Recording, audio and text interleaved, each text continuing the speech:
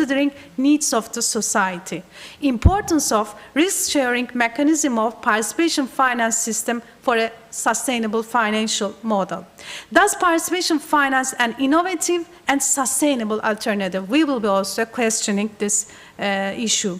Then scope and projections of participation banks for sustainability activities within a corporate framework. And finally, transformative effect of sustainability approach for the institution.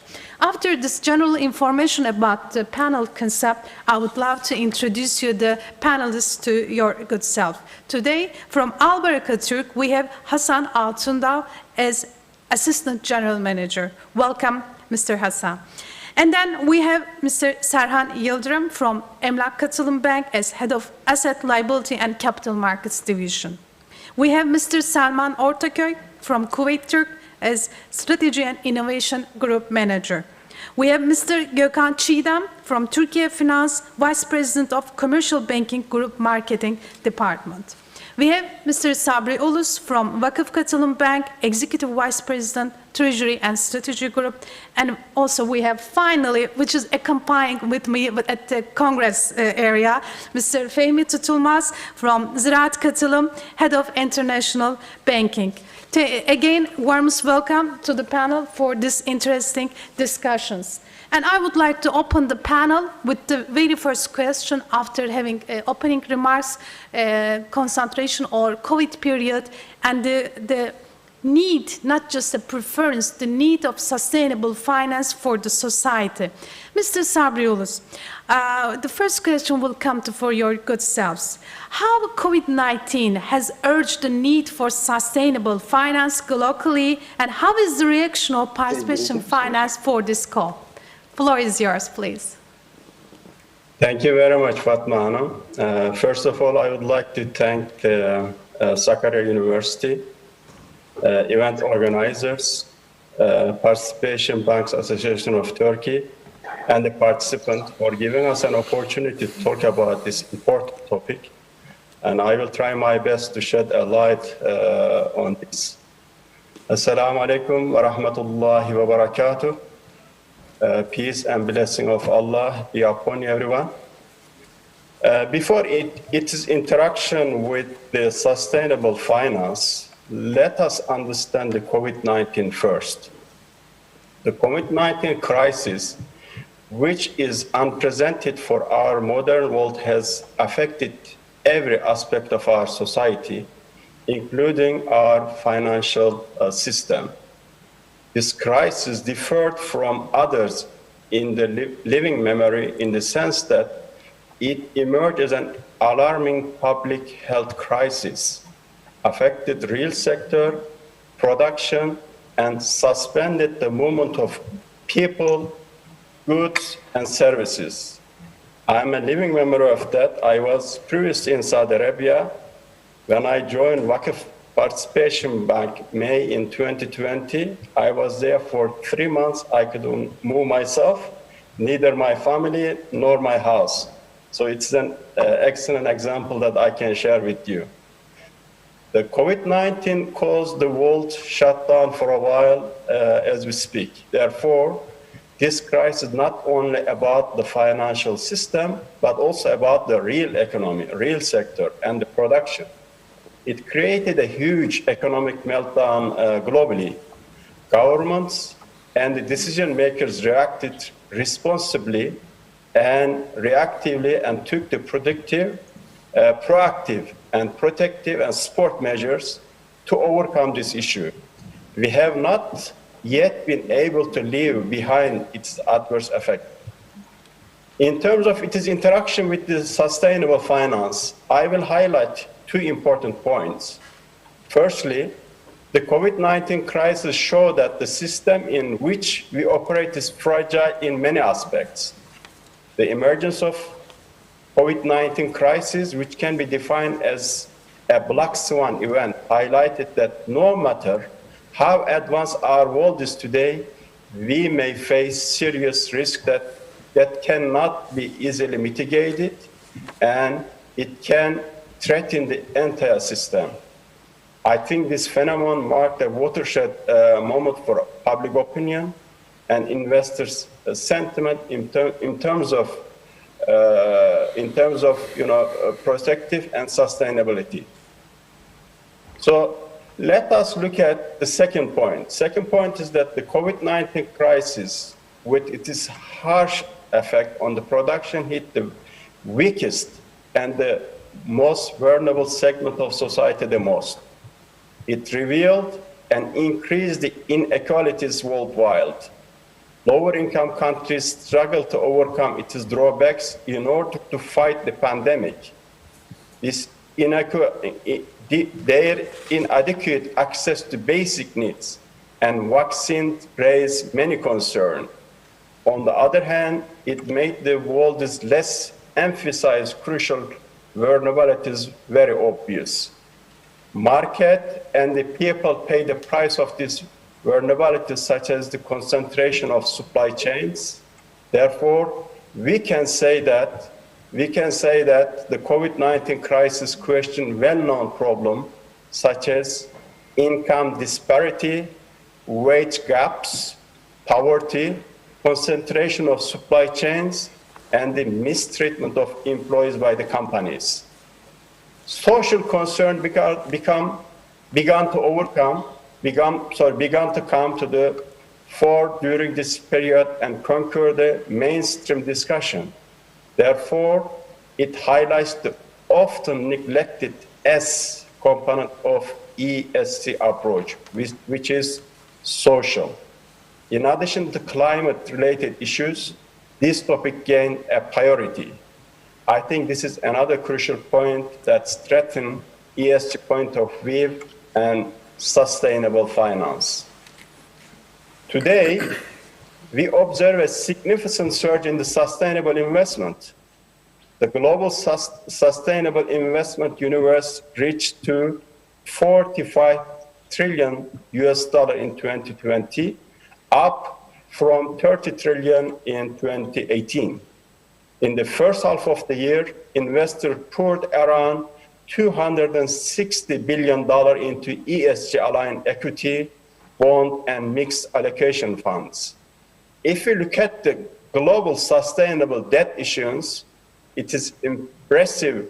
It reached to $680 billion in first half of 2021, and it is expected to surpass $1 trillion by end of 2021, which is a record high and up 30% from the 2020 level. How is the reaction of participation finance for this goal? During this period, participation banking or Islamic finance proactively reacted to ensure that all the challenges are met and all vulnerable ones are recovered from the crisis. This period marks resurgence of sustainable sukuk issuance and investment funds.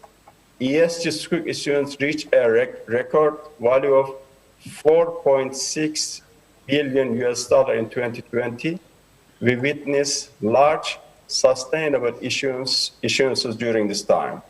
Islamic Sustainability Fund reached $542 million in 2020. The momentum continued on both sides in 2021. In the first quarter of 2021, the issuance surpassed $2.5 billion compared to total 2020 issuance, which is huge. Investment funds grew to a value of $750 million in the first quarter. In short, Islamic finance made huge efforts to strengthen its position in the ESG market and to support the most affected ones by the pandemic. This sentiment was supported by the top institutions, including Islamic Development Fund, which was raised $1.5 billion in first sustainable sukuk issuance in last year. And the proceed of this fund was going to mainly for the supporting the green environment. It's called the green sukuk. Islamic finance will do its best in the coming years to reach ultimate sustainability objectives. Actually, there is a high degree of compatibility between Islamic finance and ESG investing. It allows Islamic finance institutions to reach a wider investor base. Islamic finance has strong call for justice, ethical practices, and social responsibility. This notion appealed to the investor base of the participation finance. According to one research, the data shows a clear link between Sharia compliance screening and stronger ESG performance, which is conducted by Rethinking with 6,500 publicly listed companies. It stated that Sharia compliant companies have ESG scores that are on average 6% higher than for those excluded by the Sharia screening process. Because of that compatibility between them, we can expect that participation finance extend their activities in ESG investment in coming days and years. I would like to also share market research done by a US Sabri Bey, bank. I am so sorry, but if possible, shall we have those details also with some ESG concentrated discussions for the later on, as step by step? I want to digest the topic of sustainability and participation finance. This is quite some specific area. With your permission, shall we keep the figures for the further discussions? Yeah. I will take only 30 seconds further, and then I will okay, excellent. Thank you very much. Yeah, please. Yeah, I would like to share a quick market research actually is why participation banking or Islamic finance is growing faster than the conventional. There are three main reasons. Number one is, as I mentioned earlier, Islamic finance and the ESG really compatible with each other. Because of that, Islamic finance is growing faster growing than the conventional. Number two is the geographic aspect. Number three is COVID-19 actually is pushed on ethical financing. Because of that, Islamic finance is growing every year, that double digit in many countries. Thank you. Thank you very much for these reflections about the conjunction between participation finance and sustainability and how pandemic period affected and urged us for sustainable finance. Thank you very much, Mr. Oluz. Now I want to come to Mr. Hasan Altunda. Hasan Bey, welcome to the panel. Thanks. Hasan Bey, ben konuyu sindire sindire gitmek açısından sizden sürdürülebilir finans nedir? What is the sustainable finance and what kind of activities do we have in Turkey and in different parts of the world? Yes, the floor is yours. Thanks a lot. First of all, I would like to extend my greetings to you all, and I wish that it will be a fruitful panel. And I would like to thank everyone who has contributed to the organization. This climate change, which we see much more, and in addition to climate change, there is poverty and also unemployment and other social inequalities. We have several initiatives in Turkey and in different parts of the world. The UN also took SDGs, 17 SDGs for 2030.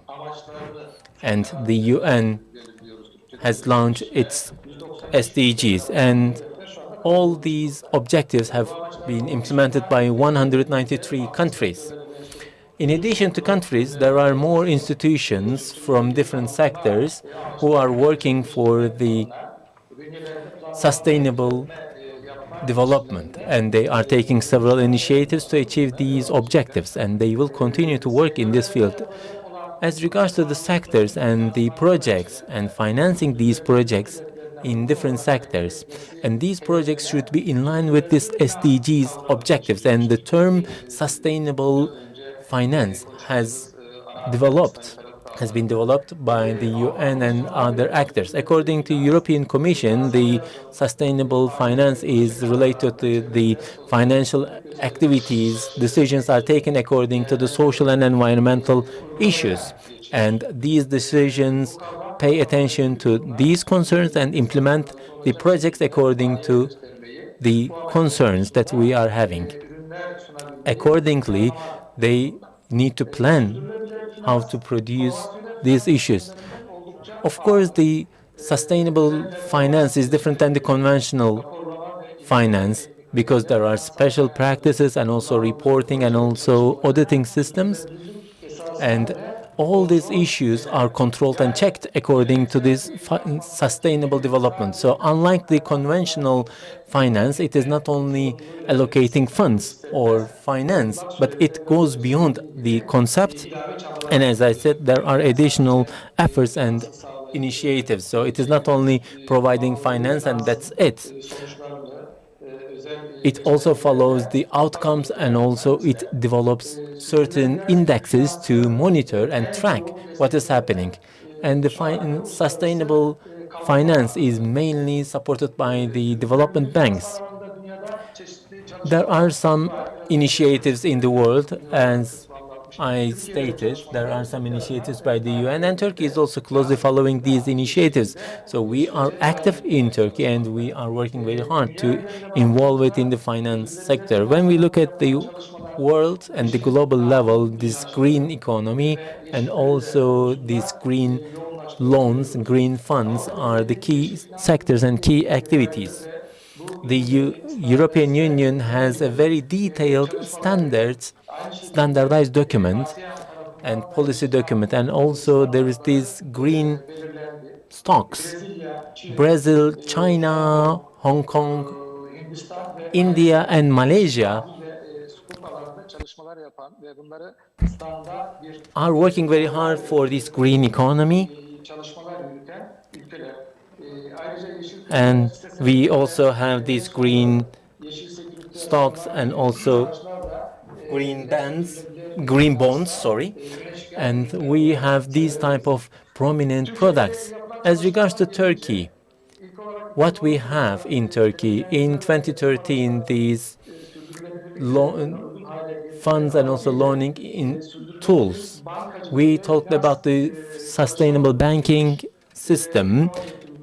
Working group was established, and in 2014, within the scope of Istanbul Stock, we have created this index for sustainability. And the import of the green bonds was launched by the Turkey Development Bank back in 2016. As you know, the working group worked on the export of the green bonds, which was much more than the first amount that was decided. Back in 2017, the UN Global Compact was signed by several banks like Halkbank, İş Bankası, ING, and also Turkey's Zirai Development Bank and Yapı Kredi. And also, the Global Compact was signed by all these banks, and they launched these banks. And the TKBB and also BDDK organized several initiatives and also launched reports on the sustainable developments, and also there are initiatives in this respect. I am not able to go into details, but what I can say is the Participation Bank and also Albaraka Türk will be going to details. Mr. Hassan, thank you so much for such an amazing introduction and the developments in the world, what happened in Turkey. I think we are now progressing into our panel deeper for enlarging our studies. So for our audience sitting here in the saloon, we are going to give you some materials about the topics, and we will also send you the digital copies to the online participants, of course, in terms of material for providing material. Come to my colleague Fehmi. He is with me at the panel. Fehmi, another issue is the financial literacy about sustainability. Awareness of sustainability as a financial literacy is developing. And this organization, this panel, Congress, will definitely contribute to this target. How is the perception and understanding about sustainability from your actual experience as a practitioner at the institutions? Assalamu alaikum. Thank you very much for this beautiful organization. I'm very much proud to be part of this event. Now, looking at the sustainability issue here, especially in the local market, especially increasing the awareness of sustainability in financial institutions, it is fair to say that sustainability, the ESG issues, are rather at an infancy stage right now. We are at the very start of this process. Now, the question is it just because the name of the game has changed, just because the institutions who are part of this era right now are now complying to the rules of sustainability just because they need the capital, or is it rather an issue which is addressing the going concern of institutions? Now, in order to convince the institutions and make them aware of the sustainability issues, the question is, are there any tangible returns for the institutions in this issue? Or are there certain give-ups if they comply with the sustainability rules? Now, talking about sustainability, of course, E stands for environment, S for social, and then G for the governance, of course. But the thing is that institutions should be aware that if they don't comply with the rules of the requirements of ESG, then they will have a problem in the future. Now, the ESG issues, they were always present. Now, talking about ESG, we always think that it is a moving forward issue, but it was always there. It was also there in the past as well. Now, looking back to the significant issues happened in the past, for example, the Enron issue or the Lehman Brothers issue, all of these issues, they can be traced back to ESG issues. So where there is an ignorance of ESG rules and regulations. Now, nowadays, if you look at the institutions, the ESG issues, they're rather based on voluntary disclosure. So, and to what extent should an institution provide disclosure that they are actually complying with the ESG issues? Now, that is, of course, kind of a preference. Now, one could say, I am very much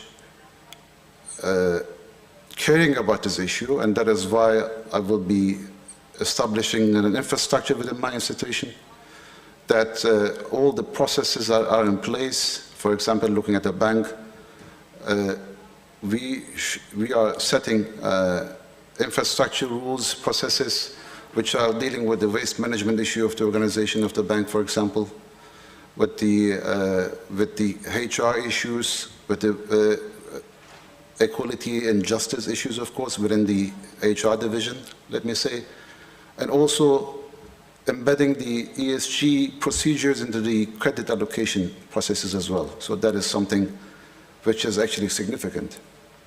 But on the other hand, you might say, I am issuing a bond, I'm issuing a sukuk, which is actually green. So that is to say that the proceeds are to be invested in green projects. But is there any mechanism which is actually auditing that? So we have an issue right now which is called greenwashing. So that is to say, if you are issuing a sukuk, if you're issuing a bond which is allegedly green, then we have to also come up with the mechanics that we are actually evidencing that it is actually green. So that is then bringing me to the issue to proper corporate governance again, so which is also part of the ESG issues as well. Of course, that is to say, namely, creating an integrated ESG system within the institution, which is dealing with all the ESG issues from A to Z, and coming up with the policies, with the procedures, of course, and also with all the remaining requirements of ESG.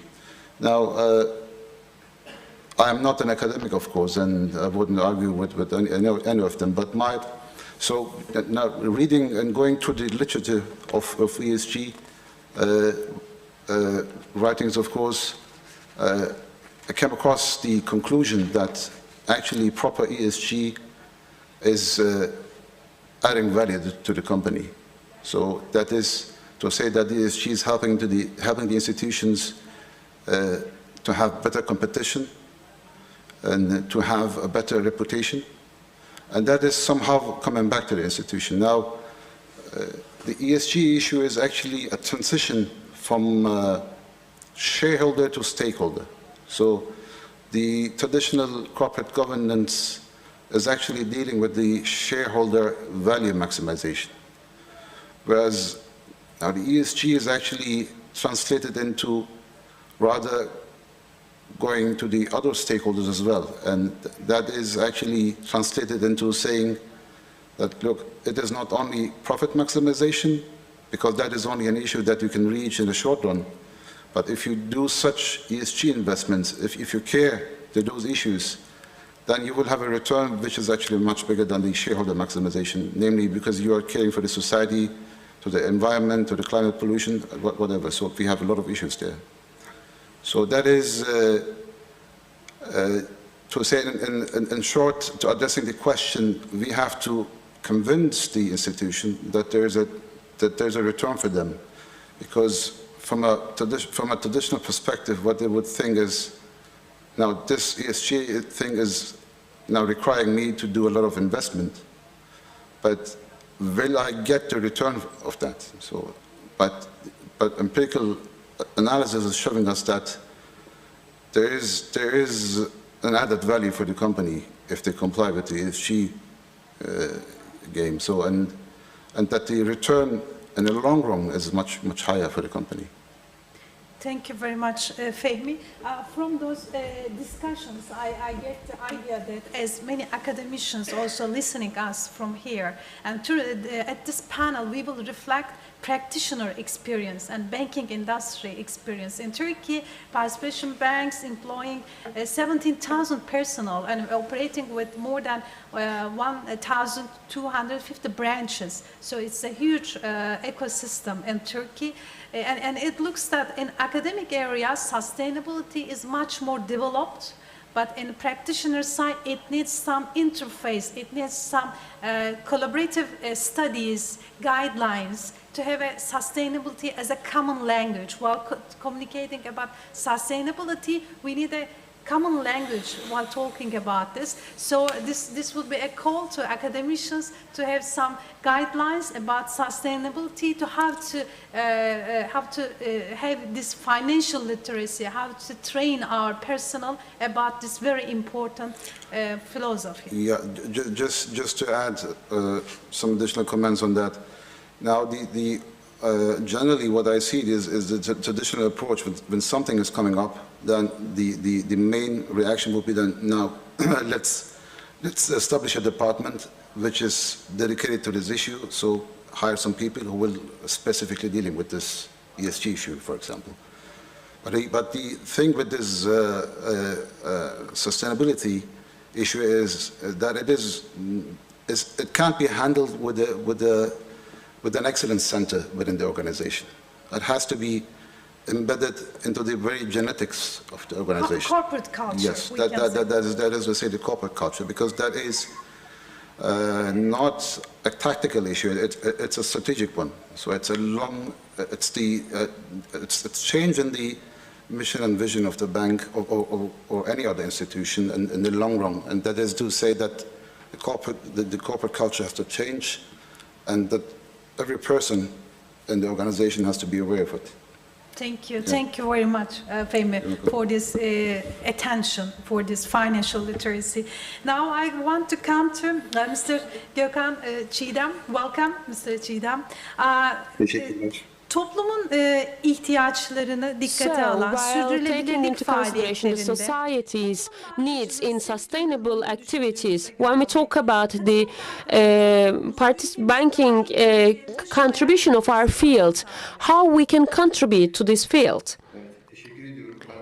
Yes, thank you for this question. I would like to also extend my thanks to everyone who made this organization happen, to our professors, to our participants, and to KKBB and Sakarya University. Is my voice okay? Yes, it is. Yes. So while taking into the society's needs into consideration, it is the best part I loved in this question, because not only in financial sector but also in whatever sector you are operating with, you have to take the society's needs into consideration, and if you do it, you will progress in the competition, both in domestic competition and both in international competition. So the needs of the society is not something the needs of today's, but also by focusing to the needs of future, I have to say it's critical, because in the simplest way, what the societies need, for example, first of all, to continue their existence and to increase their prosperity, their well-being, and also the existence of the world itself, so that every sector in the world operating can be sustainable. So while focusing to future needs, the most important thing is, I think, like Turkey Finance we have been talking about in our meetings, when we talk about the future needs, the first thing is the current condition of the world and what we can do for it in the future. For example, the situation we are here in, for example, the global warming, preventing it, all the efforts for doing that, we are closely monitoring it, and also with the effect of COVID-19 pandemic, of course, integrated with it, especially the seasonal changes because of global warming. It also influenced the agricultural activities. In an important part, of course, we are all having it in our real life and in terms of financial sector, because we are all in real sector, we can observe it. There are many droughts throughout the world, and in the same part of the same country, we have seen floods happening in the country. So this, because of its influence on agriculture, it is not only influencing the food or production industry, but it's also because of the industrial production, because it provides it. So it is also having a potential for influencing it in terms. So of course, when we talk about sustainability and society, I think, for example, renewable energy, with the speakers, for example, in terms of banking, we have also talked about some issues about that. And renewable energy, I think, the solution which will change positively about the course of events in the world, I think. So, for example, in Turkey, we can say renewable energy has a second dimension.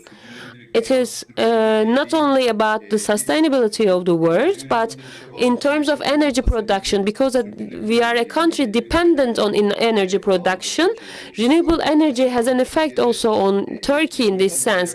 For example, electricity production in Turkey is around, approximately, I can give you some figures, it is around 100,000 megawatts. So, and 7,000 of megawatt of it's provided by solar energy, and 9 megawatt of it is provided by wind energy. So 15% of energy production is from renewable energy production. But when we can still see the coal production, and it's around more than 20,000 megawatts. So for renewable energy production, we have to regulate it to have a more effect on energy production. We have to do it to increase it higher than the coal production in energy, for example. It will help us to eliminate it. Can I interrupt here? Yes, finance sector is also talking about correct behaviors and they are guiding to the company to correct behaviors. For example, for in renewable energy, for having the ideal distribution of that, our banks can also maybe provide their funds in a more maybe attractive way. Yes, thank you so much. I was just trying to touch this point without wasting my time. With this perspective, I would like to say that for renewable energy, as the banks, we have to, for Turkey Finance and for other participation banks, I think that their awareness is very good. I am glad to see that in all our areas, in all our customer portfolio, we try to contribute to this area in some ways.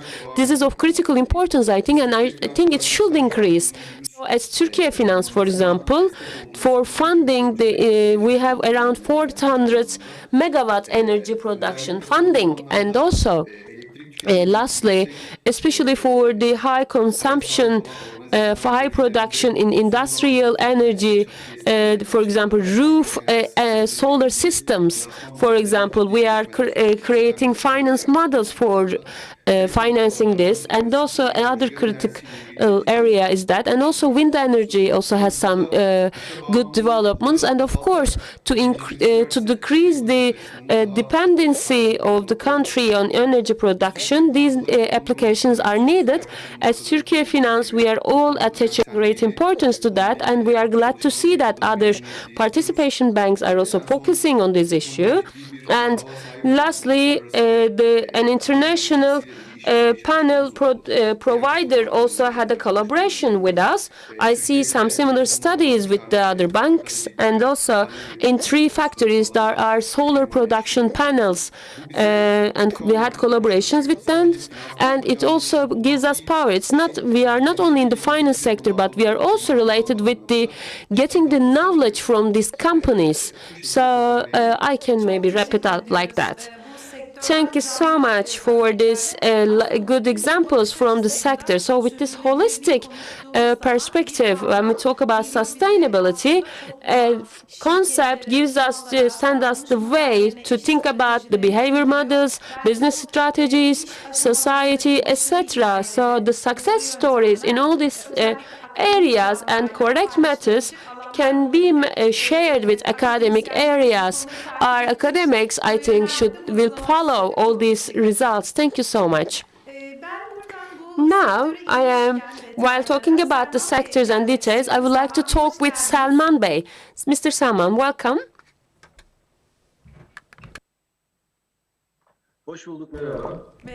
Hello, thank you. Salman Bey, increasing the financial stability of the sector and in line with the principles of participation banking, we are all focusing on this issue. This is the product development part. But so, can you talk about the Kuwait Turk sustainability activities? First of all, I would like to extend my thanks. Of course, it's an amazing event. Thank you so much. You are asking such great questions as the moderator, and of course, for the products and services of Kuwait Turk, you have asked very beautiful questions, I can say. So I would like to get some inspiration from the comments of the speakers before me, both for the theoretical background, the institutional framework, and what is the conjunction of participation banking and sustainable development and sustainability. There were good connections there. So when we examine it in the corporate level, we just talked about sustainable profitability, sustainable development only for sustaining the production chain, only the sustainability of the profits. Unfortunately, the system for 200 years, we are a part of it, of course. When a new model is introduced, the definition of sustainability is only the sustainability of profit, success, and the company. So I would like to emphasize that the things you are talking about are actually the results of the sustainability of the results, you said. Yes, I am taking the point to a different angle. Yes, till when we have continued that the sustainable result is not something if we lack the values and the ethical perspective, we cannot achieve. We understood that. So in terms of, and unfortunately we have seen it in the environmental world. Yes, we have environmental, economics, and social governance dimensions are here, and here as the decision makers of today, where we had a halt in the climate crisis and COVID crisis, of course. And of course, there is a huge social and governance dimensions we have to consider. So what are the decision makers and companies are doing in terms of environmental headings and other headings? So for participation banking, we also have common values from the inspiration we have Islamic finance. In the essence of participation banking, the human life, generation, and world sustainability as exist as a value in this concept, but we cannot provide the systematical point of it, framework of it. So when we have a look to the panel, so we can also talk about the interactions and the sustainability. We will also talk about it in the upcoming panels. Yes, I think the panels is very timely in terms of choosing these topics, I can say. And in this, we need to have a systematical conceptual approach for Islamic finance and Islamic economy, I have to say. So I hope for positioning this thing, I wish we have started all these issues with our perspective and with the alternative finance model, because now we are all using the same definitions and trying to adapt ourselves. But what we are doing in these dimensions, so let me talk about that. So, as you all know, Kuwait Turk, as all like the participation banks said, in our vision, we are a company which has institutional and social responsibility perspective, not only for shareholders, for the capitals, but for its workers, for its employees, for society, for their customers, and creating value for everyone as an institutional and social responsibility. It is in our vision for years. So we are behaving in this conscious. So you all know, I think, about in these months, actually, there's a recent development in our bank. We are the first Tier 2 capital export we have. It is around $350 million. So as a sustainable scoop, is the first for us. So, and we had 12 couple of demand from them, from the international companies. And also in the last 4 and 5 years, we got the best prize in this sense. And of course, for this sustainable form, for 2 or 3 months, we have been working intensely about that sense, and for focusing on SMEs, and of course, in the commercial point, for project finance, especially for renewable energy, for wind energy, power plants, for solar power panels.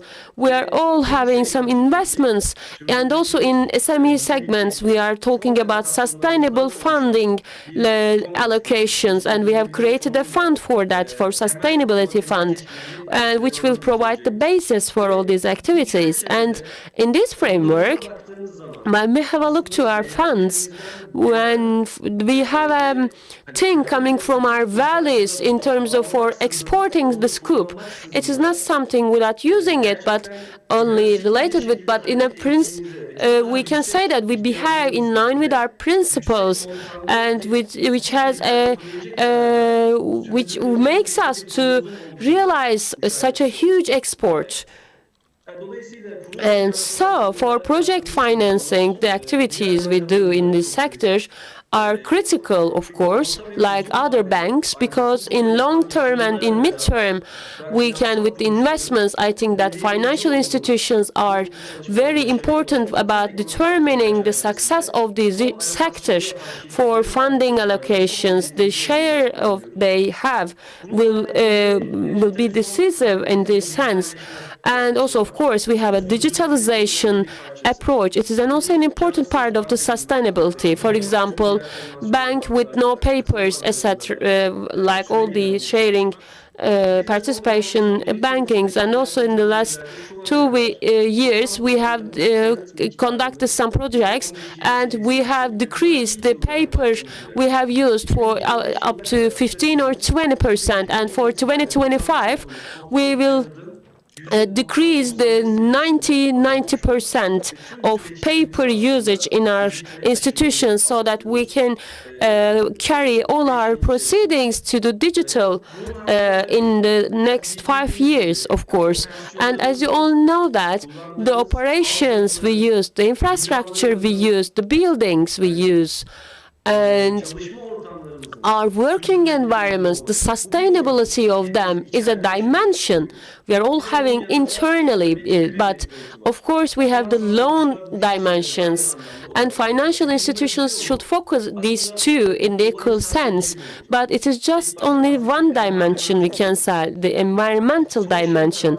But what's happening in the social and governance, I think we need to take a lot of steps in this sense. We have to focus to human in a fair way. I have to say it is very important in this sense, because it is in the essence of us. So if the dimension of this sustainability is justice, both in customer rights, both in employee rights, or struggling against discrimination, or whether it is legal or not, in terms of consciousness with our ethical values, framework, if we have an action which is not our as Alev Alatlı said in a good speech, it is maybe it is legal, but is it ethical? We have to think about that. So, in this sense, it is a great place to work in research of Great Place to Work. I think it will be published today. It has been the best employer in the financial institutions, both in Turkey and both in Europe then. In terms of employer rights, or being a good business which invests in the employee to carry them one step further, we have that we don't see human people as a resource. We see them as a value, as Mr. Hassan also says. We'll also say we see human people as a value. This is also a part of sustainability. It's not only related with the sustainability, but it's in terms of social governance and economic governance. But I think that we have taken some good steps, and we will take it further. Thank you. Thank you, Salman Bey, for this very efficient conclusion, and you clearly stated this moral economy, as Professor Asutay will talk about this moral economy. And in his opening remarks, we stated that this program, the ISEFAM's program, summarizes the content that we are talking here. That means there is a common ground for all. There is a common ground for the needs, and we have a common understanding when we say sustainability. So as regards to the reflection on the institution, that will be the second round. So now Serhan Bey. Hi, hello everyone. Hi, this is dual language, and so the Turkish English. So we have participants from also both Turkey and also international network. Warmest welcome again. Thank you. My question will be very specific, because you are the expert of this area. So as a manager of Treasury and Capital Markets, Serhan, what is in common between participation finance and ESG-based investment strategy, to have some deep information about this interaction? Thank you. First of all, I would like to also thank the organizers of this event for having me on this panel. And also, I would like to once again actually express my deepest apology for not being able to in the conference room for personal constraints. But I would like to first, of course, and other panelists have already covered a very prominent side of the topic, so there was not too many things to talk about maybe from my side.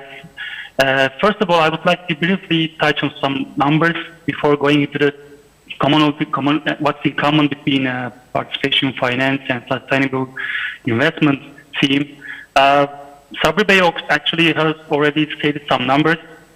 Just to give you a small, heads up for what's going on in the international finance world. We see that in most Western developed countries, total asset under management is actually somewhere around $1 trillion. And out of this $1 trillion, 35% actually is under management for sustainable investment so far. And we think that this exponential growth, because it has come from 10% in 2016 to 35% so far. So it's actually witnessing a very exponential growth. And we think this growth trend will also follow in the coming years. So that's very important in terms of the number side of this issue, if I may make it clear. If you look at the numbers from Turkey side, since I covered the capital markets, I can see the numbers every day updated in front of my desk. So the total investment fund growth here in Turkey, assets under management is somewhere around 400 billion Turkish euros. And out of this 400 billion Turkish euros, we only see 0.30% of these funds are managed under sustainable theme, which is too small at the beginning because they have just started to establish new funds in Turkey. So we think the international group area's interest in terms of investing heavily in this theme will also have its equivalent in our country as well in the coming periods, because as Salman Bey stressed, the Kuwait Issuance and other conventional bank syndications and other fixed income issuances have already followed up and amounted to almost $5 billion, which is an important source to address the issues under the sustainability theme. When it comes to what's in common between two investment approach, I can list down a couple of facts that I really think it's quite common between two investment strategy. What we have in common first, we can see negative screening in participation finance and also the ESG-based investment theme. The negative screening is actually the most passive criteria that we use in our investment process, but also the ESG side have also the same strategy. What you do not specifically and naturally invest in certain sectors, which is, I can say, alcohol, tobacco production, some other maybe high carbon emission sectors, etc. So we have same strategies implied in the investment process, but we eliminate different sectors when it comes to the investment, because normally participation banks can invest in contractual base in high carbon emission sectors, but sustainable side cannot. So negative screening is something we have in common, but the implications may differ from time to time. And I expect, and actually based from the sector, that we will close this gap as the time goes forward. And in the second list, the second fact is value-based investing, a more proactive approach. As the players of participation banking sector, we try to invest in projects that will have positive outcomes to the real economy, you may know. We try to finance the real economic activity of our customers, mostly corporate customers, and also the individuals' personal needs such as car and mortgage loans, etc. So it has the same actually approach in the sustainability side as well. They try to invest their funds, but they also care about the KPIs, key performance indicators of their investment, as to how it will support one of the social development goals, as Hassan Bey mentioned, that was published by the United Nations. There are 17 goals to be achieved by 2030. We can count and responsible consumption, sustainable cities, green energy, zero hunger, etc. So they care about their investment performance as to how much promotion it does to the sustainable development goals. We have same in common. The third one is stakeholder engagement. As Fehmi Bey also stated, it's not only participation bank duty to adopt and embrace the principle of participation finance, but also its customer side. They have to be aware of our main core values, which is interest-free, speculation-free, and not excessive leverage allowed, etc. So it's also be should be adopted by our customer base, and also it's the case for ESG side as well. You cannot finance a green project and set aside yourself and do not control what's going on in the process of investment. You have to monitor and report the investors' process following. And that comes the fourth fact, which is monitoring and reporting. Maybe I can say the participation banking may not be to keep up with the pace of sustainable finance here, because we invest, of course, monitor the customer, but not output of the investment. But the sustainability side, they have to monitor and report the outcomes of these investments, which actually probably will turn back to them as a more favorable financing in the times ahead, and how much good it has done to sustainable development goals. Maybe before leaving it to you, Fatma, I can give a quite recent example from one of the SDGs, which is decent work and economic growth. But this, when you look at the headline, it's very common: decent work for everybody and economic growth for the countries. So we cannot say participation banks have not done enough so far before the SDG was introduced. We were already from the very beginning trying to actually increase the financial inclusiveness, to tap some sensitive instrument customers that has some concerns about interest and other kinds of non-halal, I can say haram instruments. And they couldn't invest in this kind of instruments. So we had tapped these investors, bring their funds to the system, and then finance our SMEs, corporate clients, and individuals. So that actually automatically give an output and also promote the decent work and economic growth. So this is a very concrete, I think, if you ask me, example of what's in common between these two strategies and its implication in the field. And so maybe I can also say, while doing these kind of boosts, the SDGs, we were sometimes criticized by our customers because we were asking too much paperwork, bureaucracy, etc. But that was all for the common good of society as well. But now, what does sustainability do? It even asks more from its customers. It does not actually require paperwork, but also the KPIs after you invest this fund with this specific customer. So there is commonalities, but what is missing on the participation side, I can say, standardization, mainly, and the conceptualize the very core motivation of our industry. We ask for extra paperwork, maybe extra, how can I say, sensitivity about the investment side, and then maybe Salman Bey has also addressed, he addressed other type of SDGs, which is inequality and maybe sustainable cities and communities as well in our business model. But we have not conceptualized it before the SDGs were introduced.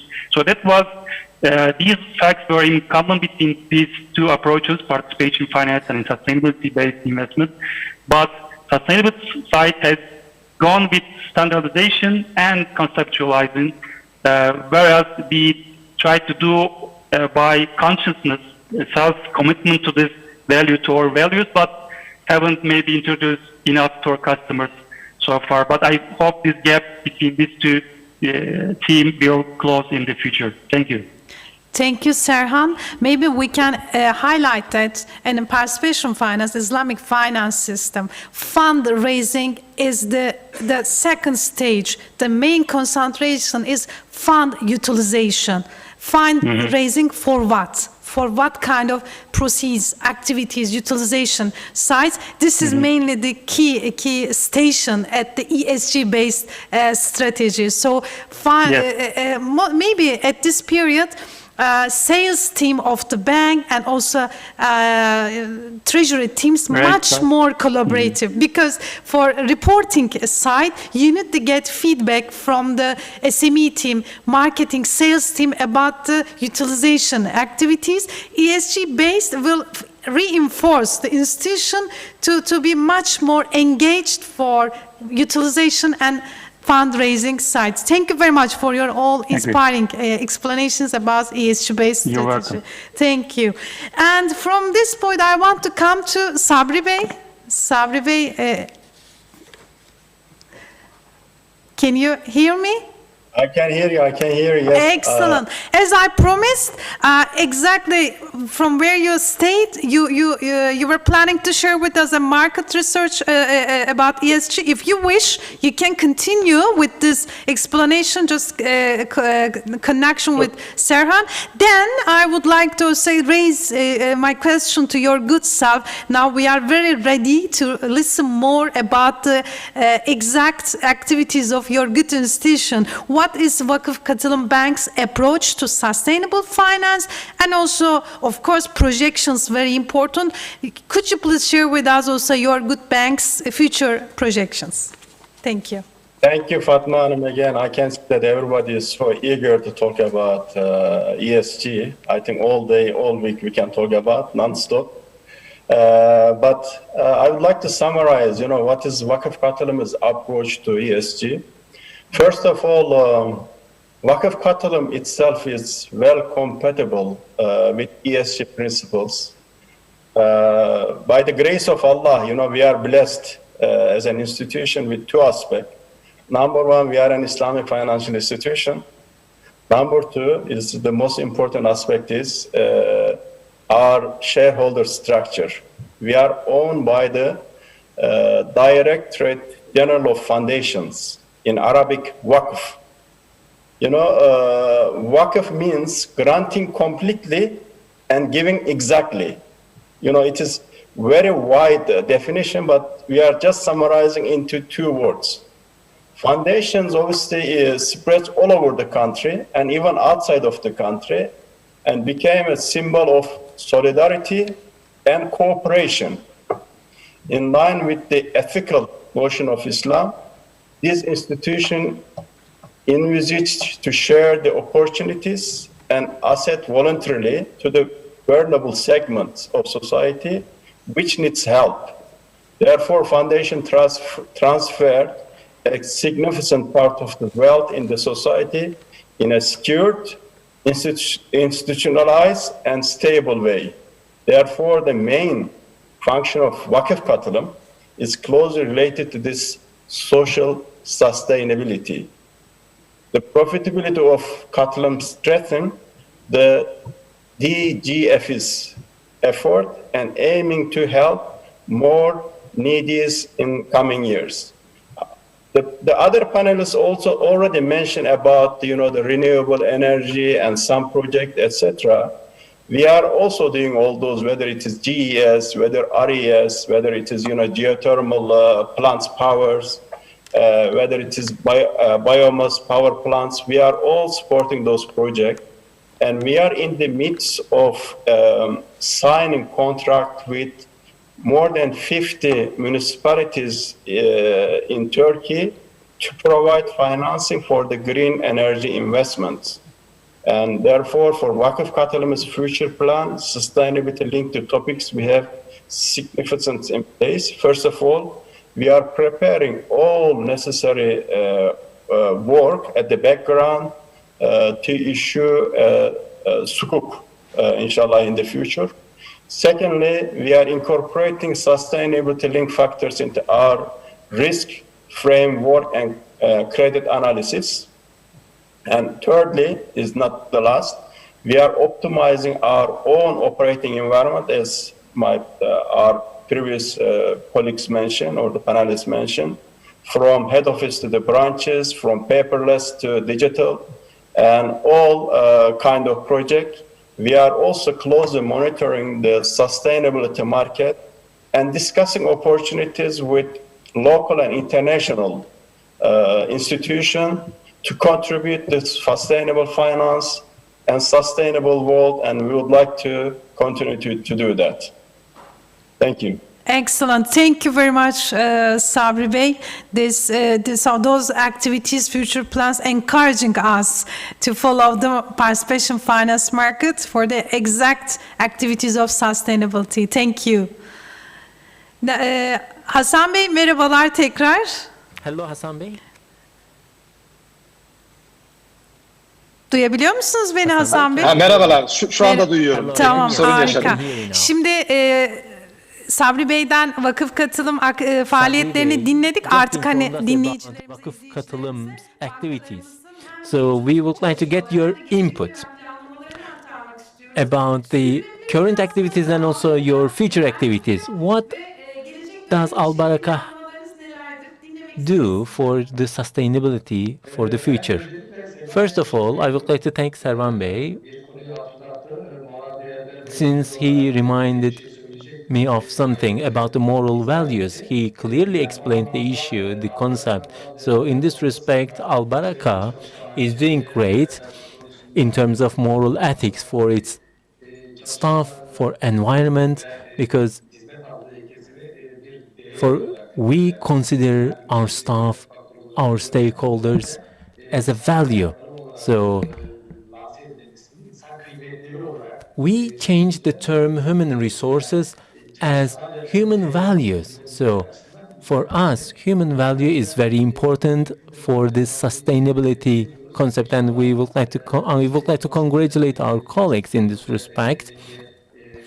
And we are one of the best employers in Turkey. And since Al Baraka Türk moved to Europe and became one of the best employers in Europe, made us proud. Of course, many things have been covered, especially for finance, for moral aspects. We as Al Baraka Türk, we began our journey for sustainability back in 2015. Let me summarize what we have done so far. Back in 2015, as a result of the climate change and as a result of response to the climate change, we launched a project to reduce this CO2 footprint. And we joined the CDC and our main group in line with the UN SDGs. And we declared our objectives for 2016-2021 period. And as part of this declaration, we cover health, education, employment areas. And we have established our social goals and objectives in line with the global objectives. In 2016, Al Baraka Türk launched its sustainable banking system, and within the scope of this system, we worked on health, education, housing, and we determined these areas as vulnerable groups and our focal groups. And our building, Al Baraka Türk building, was certified for ELT for lightning system. So this certification proves that it's a green building and it harms nature at the minimum level. In 2017,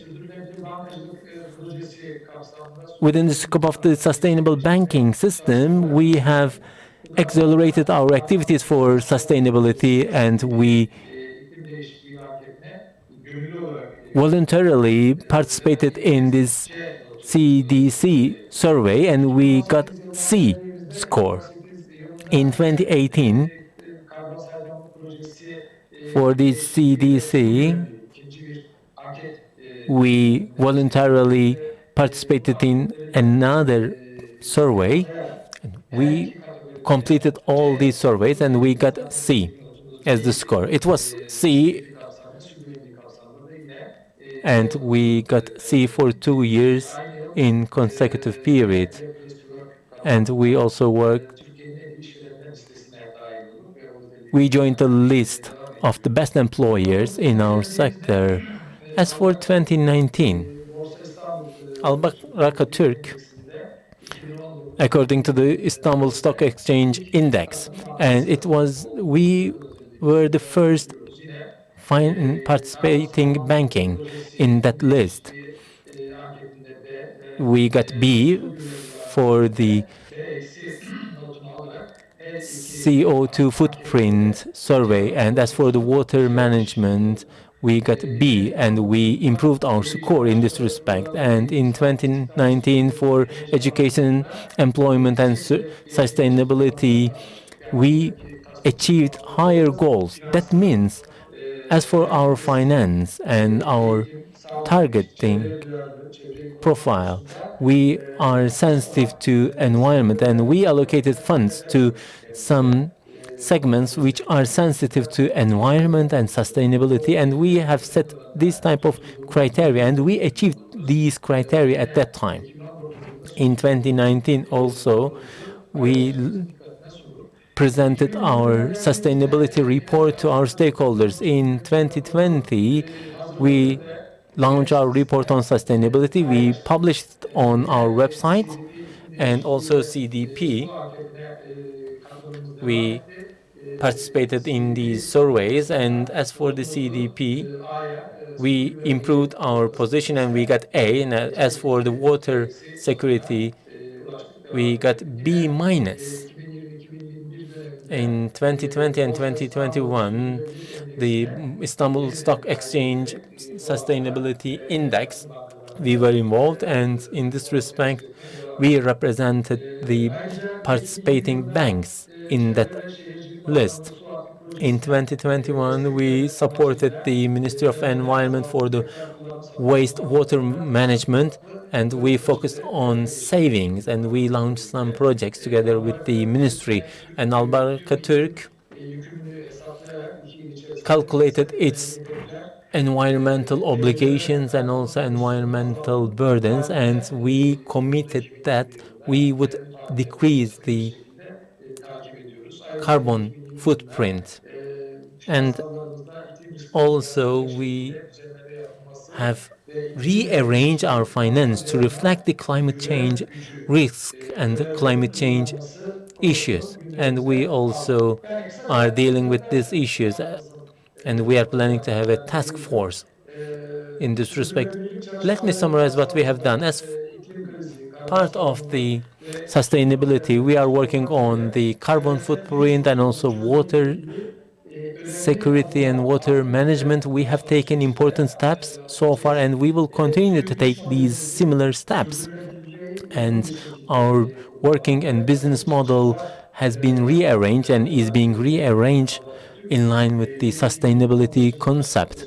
And the sustainability journey, which began back in 2015, we are solid and we are resilient, and we respect all creatures, living and non-living creatures, and we have this approach, and we are committed in this respect, and we are pledged to continue. In 2021, and as in the case of 2019, we are part of the companies that was added to the Istanbul Stock Exchange sustainability list, and we improved our scores because we began as C, now it is A. And also we had this let go, and we have our building has been certified, which is renewed every year, and we still have this position and we renew it. As for the finance, since other colleagues have covered so many issues, so there is no need to add financing part. Thanks a lot for your patience. Mr. Hassan, thank you so much. These were such amazing sharings. I would like to remind that now the Sustainable Platform is a very recently published report, and you can also have a look at in the website. This panel is going so well that everyone is touching an important point, and we are complementing each other in this sense. Thank you so much for that. And Fehmi, now we are talking about participation finance activities under sustainability. Considering the needs of the society, which is our main drive for this topic, what is the role of participation banking sector for sustainable activities? And I want to add the question into this: does participation finance an innovative and sustainable alternative to finance system? First of all, I would like to congratulate Hassan Bey for his detailed presentation with regards to what is Albaraka doing on the sustainability side. And indeed, very much advanced on that side. But we as Ziraat, of course, we are on the same path, namely establishing the entire infrastructure But of course, whatever, I mean, in terms of the waste management, paper waste management, of course, the carbon emissions and the HR issues, so that is also being applied in Ziraat Katılım as well, of course.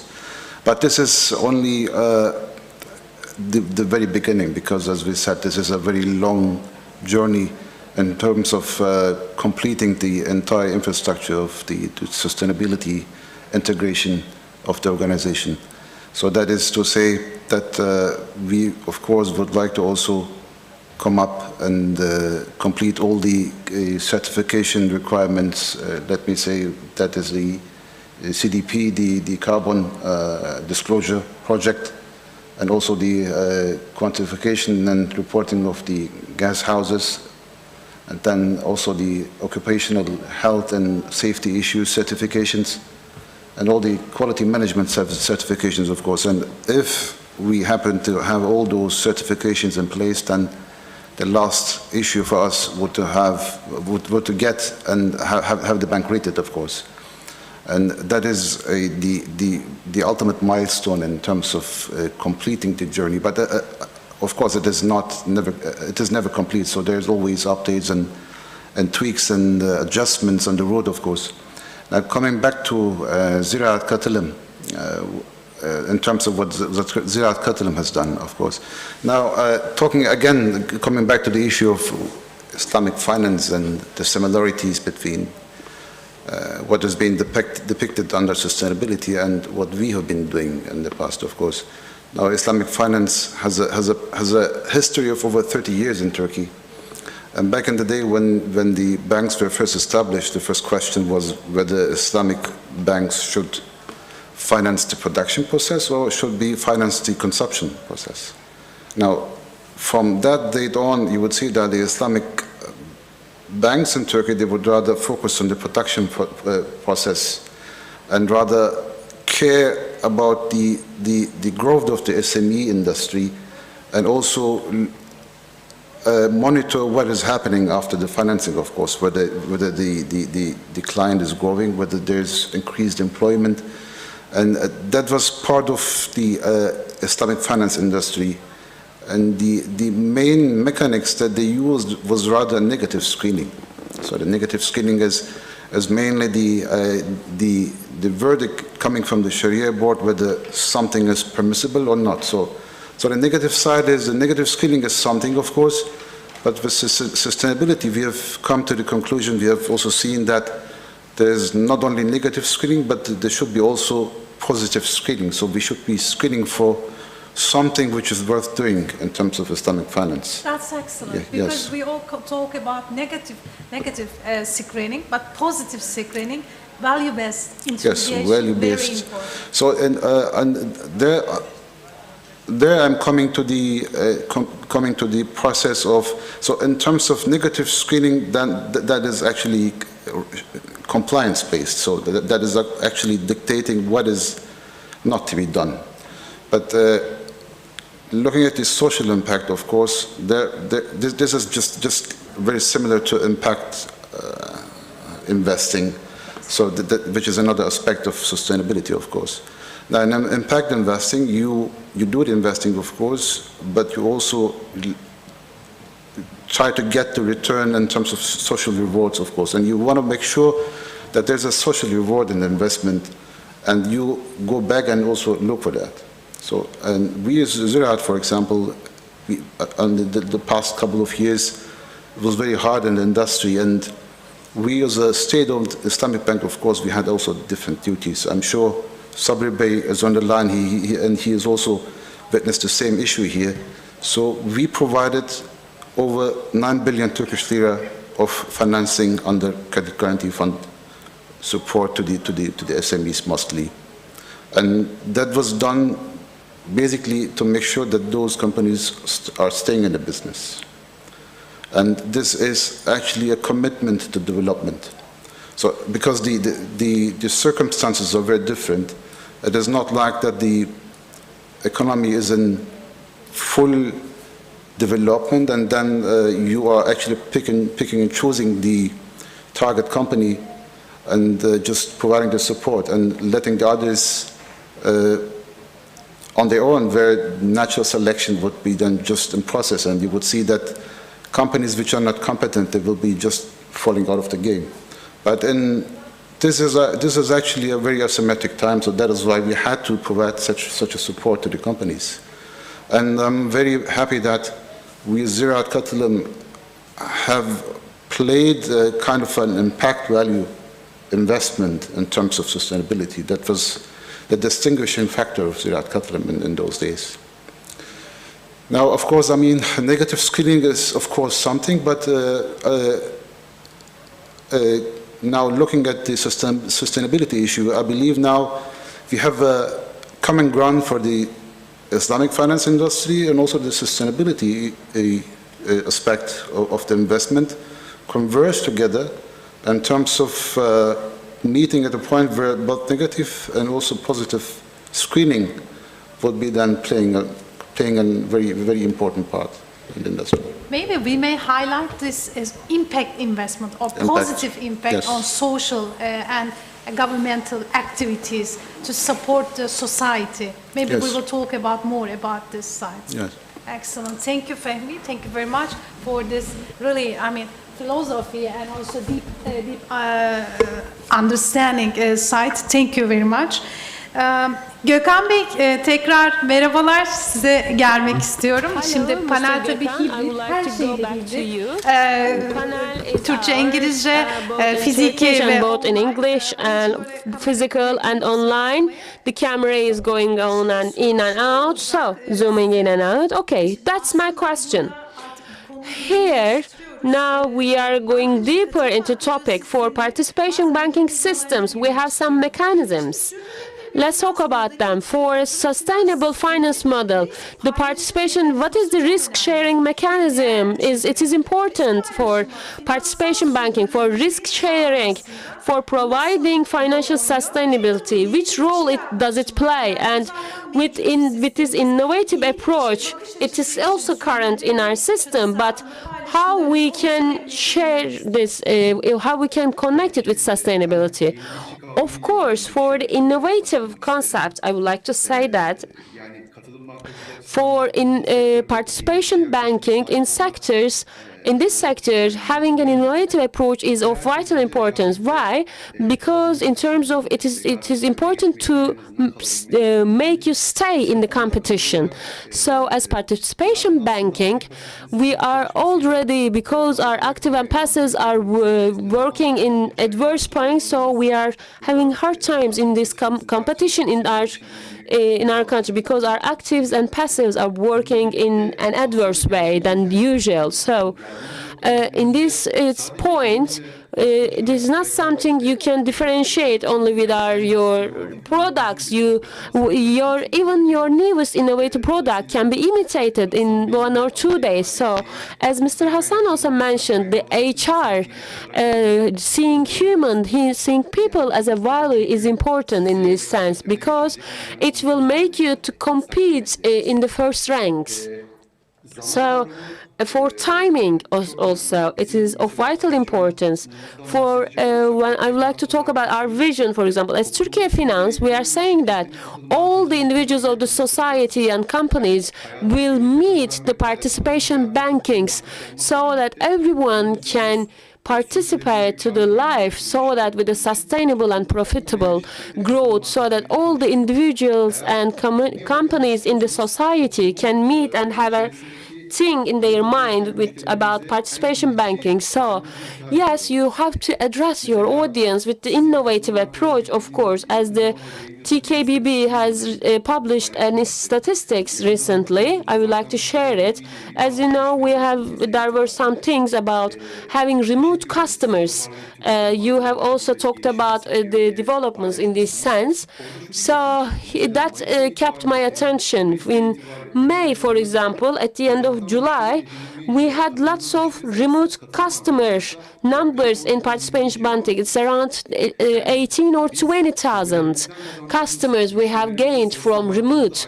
So it is around 40 or 50 or 60,000 from the branches, from the customers coming to our branch. So 10% of it is gaining the customers from remote areas. So that's important, and it's gaining its importance. So if you are not innovative, not only about developing the product, but also providing the service, as participation bankers, it's not easy for us to catch the attention of the new generations.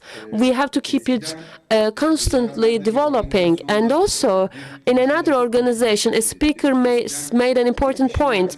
He said that companies were in the center of the business and people were around it. But now, customers are in the center and all companies are around this customer. It's a very simple definition, but I think it summarizes the situation with the digitalization, with mobile phones, with smartphones, and how the customers are approaching to the time.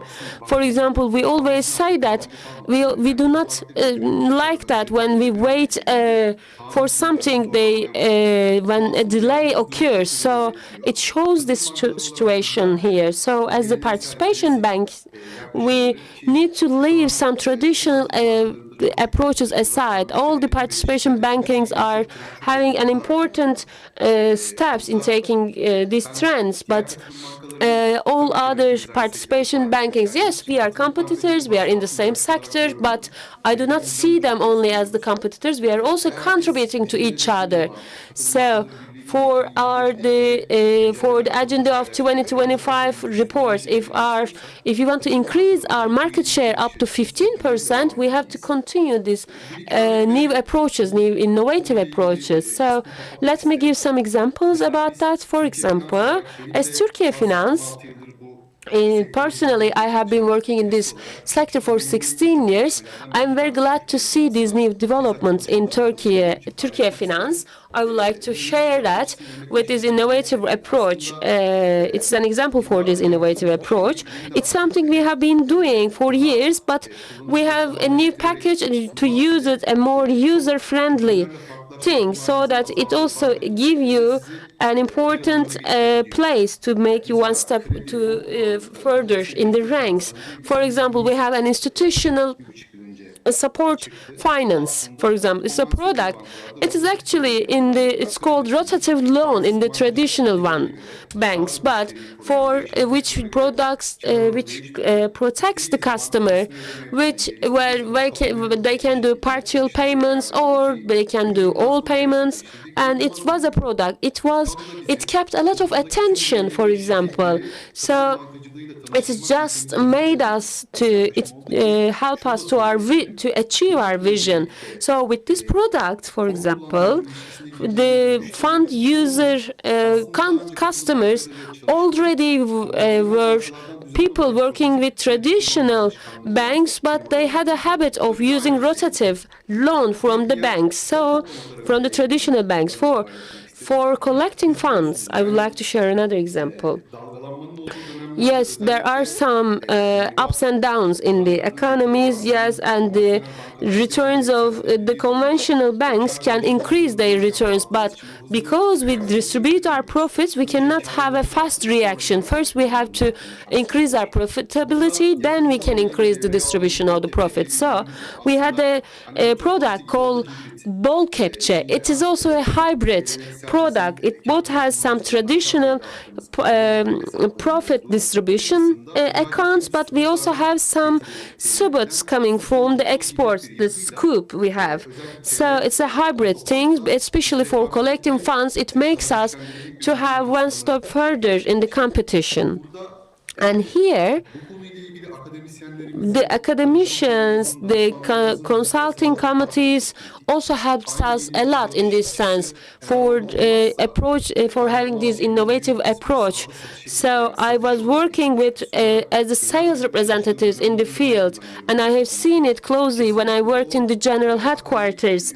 And the academic and theoretical knowledge is of great importance when we got their approach from them. Yes, just I would like to let me open a thing here. I would like to ask it to all participants.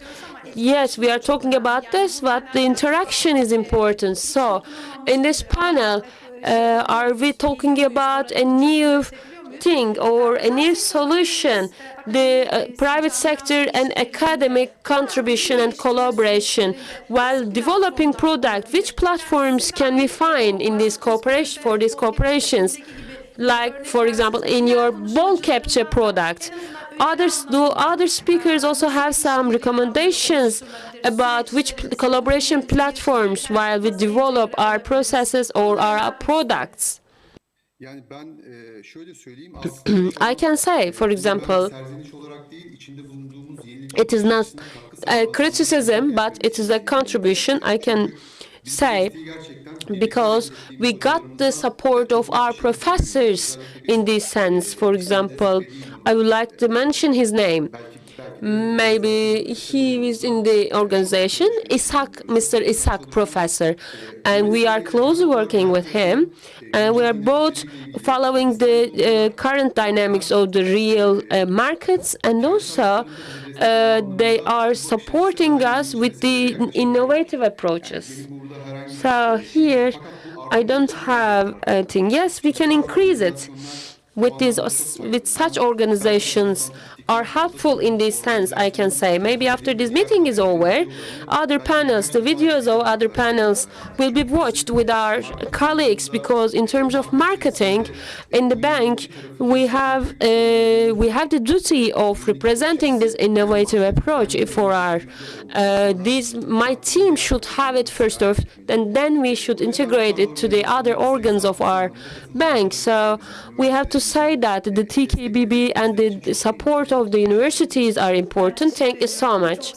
Yes, thank you. About the academic and private sector collaboration platforms and possible works. It can be actual implementations or recommendations.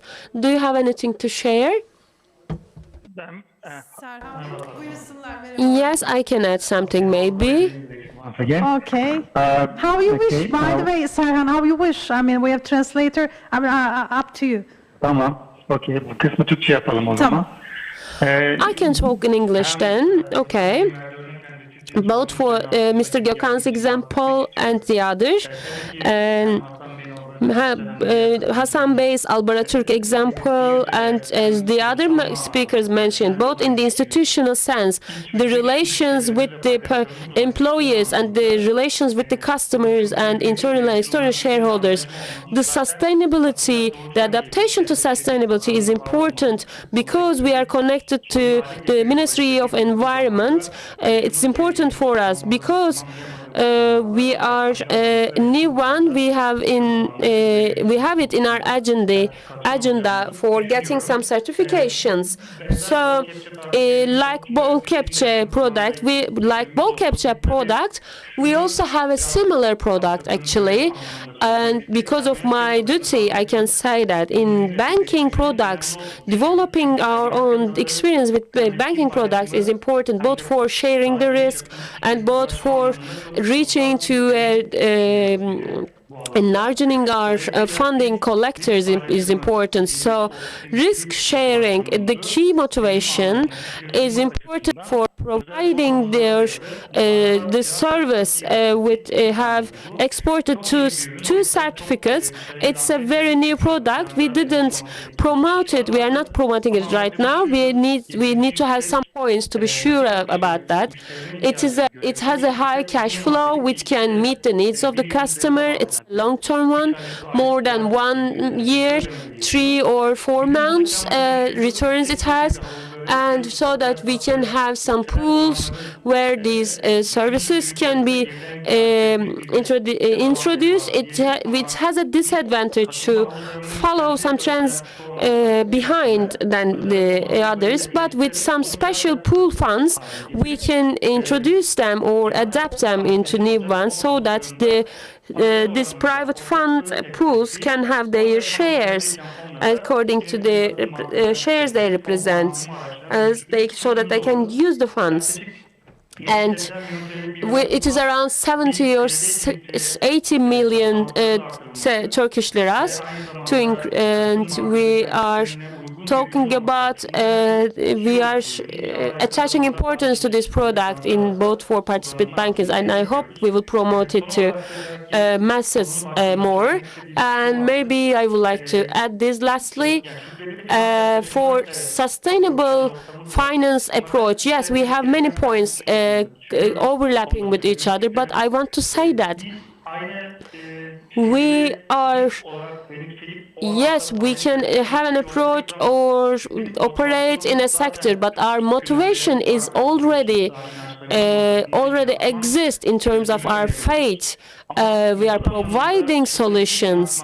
Yes, but in terms of methods, we need to have some points we can take from sustainability approaches, from like standardization, and so that we can make our motivation clearer and transmit it to our customers and to our institutions, or translate into our organizations. But our motivation is, maybe it can be sustainable finance, but maybe another finance method in the future. But in our motivation itself, we have to use the current instruments so that we can transmit our goals and our approach in our essence. It's like China, for example, is an example. They are having some regulating attempts to have some for their companies, so that common first prosperity, so that I want that all the prosperities and wealth of the country distributes equally to the country it's going out. So this approach had get some criticisms, because it says that you are regulating development is something, if it is reflected to everyone, then we can call it development, they can say.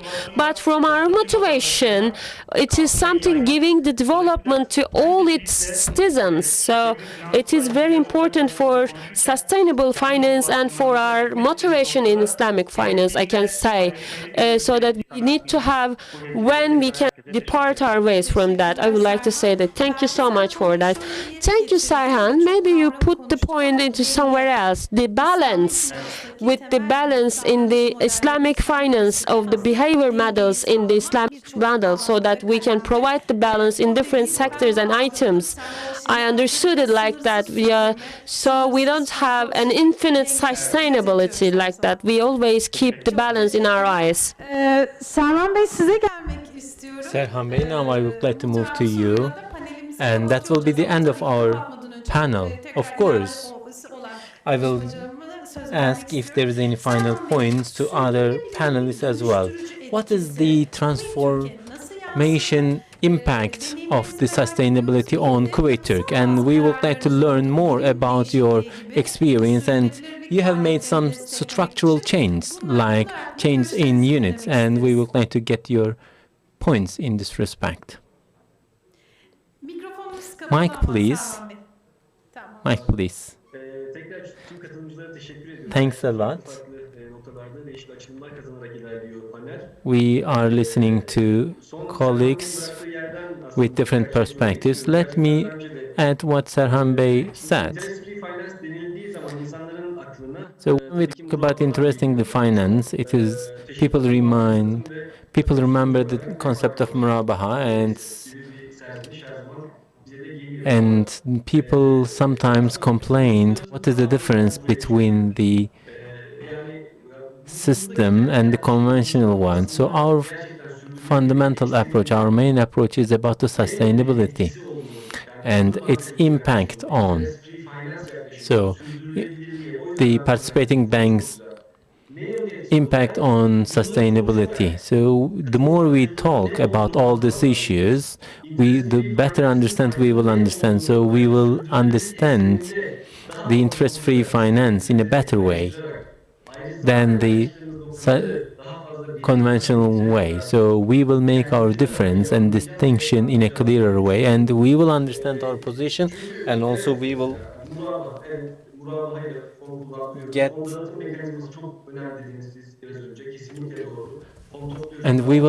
the results in a better way. Of course, it is true that we collect money for Murabaha. And even though it is Murabaha, we need to have a very close and strict monitoring system. We are directly involved in commerce. So all the products, all the transactions are commercial. So there is need for a strict monitoring system. So it is not only the investment projects, but also even the smallest amount of transaction needs to be monitored. And we are fully aware of our actions. So we, comparing to other conventional activity actors, we make an assessment. We have a mechanism and infrastructure to assess whether it is sustainable. I'm sure all the participating banks are acting in the same way to act in line with the sustainability of the world, of the society. So they allocate funds and also they receive funds. So even in the Murabaha system, there is a system. And as regards to financial inclusion, so this financing system needs to be equal to everyone. And it is one of the key aspects of our system. And it is about the democratization of the financing services. And I agree with Gökhan, this online banking system, I think it is innovative and it will increase. We as Kuwait Turk, in addition to having new customers, new clients, we are also using the system for our existing clients to open new bank accounts. So without asking their physical presence, we can work for them, we can work with them through this online system. They can use our funds. Of course, it is the technical mechanisms. It is the technical aspect of the issue. We need to think more. We need to think further about these income inequalities. Yes, operation is fine, yes, but the point, we need to think about sustainability. If we have this dream about sustainability, we need to think. So while Serhan Bey was talking about this issue, I remembered that point. What we are always saying in our mission and in our vision, we say the sharing the interest and also income, profit, and also damages, financial damages and losses. So for micro and microfinancing and different approaches, this crowdfunding and also other platforms, and there is need for the participating banks and these type of activities which were authorized by the capital marketing regulators authority. So those who are excluded, maybe they don't have the enough financial capacity, but they have energy which can make contributions and added value to the society. There is need for support to young investors and we can share the risks with them. And I think we have a different mission in this respect. So our funds and our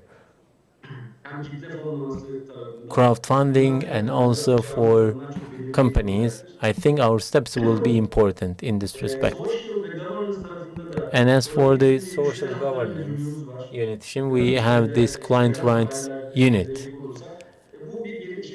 It is not a legal requirement. However, we have these units, we have these departments, which has a different perspective, and it always reminds us of some points that we can ignore, that we can neglect or forget, simply forget. So all the decisions, services regarding the pricing, etc., and they immediately check and approve if it is in line with the customer's rights or not. And we have also sustainability committees, and they are part of our organization. That includes the buildings that we are using and all the operations that we are part of it. And we have these working groups. And last point is as follows. as regards to the human resources, which we called human values, because for us, our staff is our value. Unfortunately, the digital transformation has a handicap, and we see the severe reflection of these in the financing sector, because today staff is considered an input. I mean, this approach, unfortunately, is reluctant to make any investment in staff, because preparing these staff for the future is not considered an obligation for the company. So if there is a change in the operation, in the requirements, then they immediately change. So they say, we can replace these people with newcomers. So this is the dominant mentality, dominant approach. I'm not talking about the participating banking system only, but it is seen in other sectors. This digital transformation creates an impression that human resources can easily be outdated. So we need to work with all the colleagues whom we are working today. So as to keep our relations with them, so as to keep them in our team, we need to prepare them to the future. We need to improve their skills and capacities in the future. This is our obligation, and it is one of the key aspects of staff and human aspects of the sustainability. Of course, there is technology, which is innovative. There is this artificial intelligence, but we still need human resources. We still need for a change in human resources approach, and we are working very hard as regards to the transformation of the capacities. Thanks a lot, Serhan Bey, for these concluding remarks. Now, we have listened to you. We have listened to your important and valuable inputs. I think we have expressed our views in a clear way,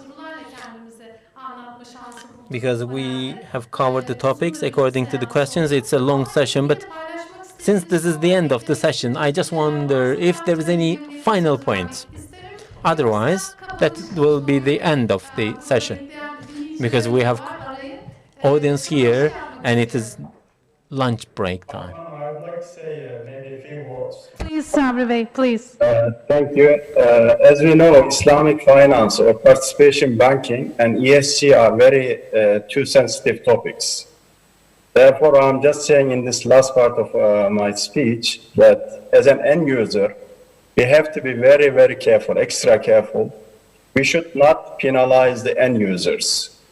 These are emotional things. When we are using the ESG or Islamic finance, we have to put ourselves into the end user's position. For example, if we are issuing a green sukuk, or if we are giving a financing to a project, we should always look at from the end user perspective, not cheapen the funding, not cutting the costs from somewhere else. We have to look at from both ethical perspective and both consumer perspective, and we have to give them what is their right, and we have to respect that. Thank you. Thank you very much, Sabri Bey. Thank you very much. Açılış konuşmasını İngilizce yaptım, kapanışı Türkçe yapmak istiyorum. I talked in English in my opening remarks, and my concluding remarks will be in Turkish. Any other final point?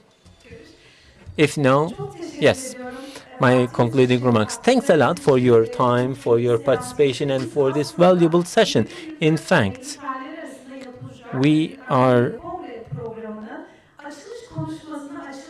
just held the opening panel of a conference which will continue until 24th of September, which covers certain issues that we are dealing with. And when we look at all these issues, these are academic works, but these are the topics that we have discussed, and it was a panel that completed each other. It was complementary in terms of the points that you have raised. So I would like to thank you all as the panelists, and also I would like to thank all the audience for your participation. Thanks a lot. Thanks a lot.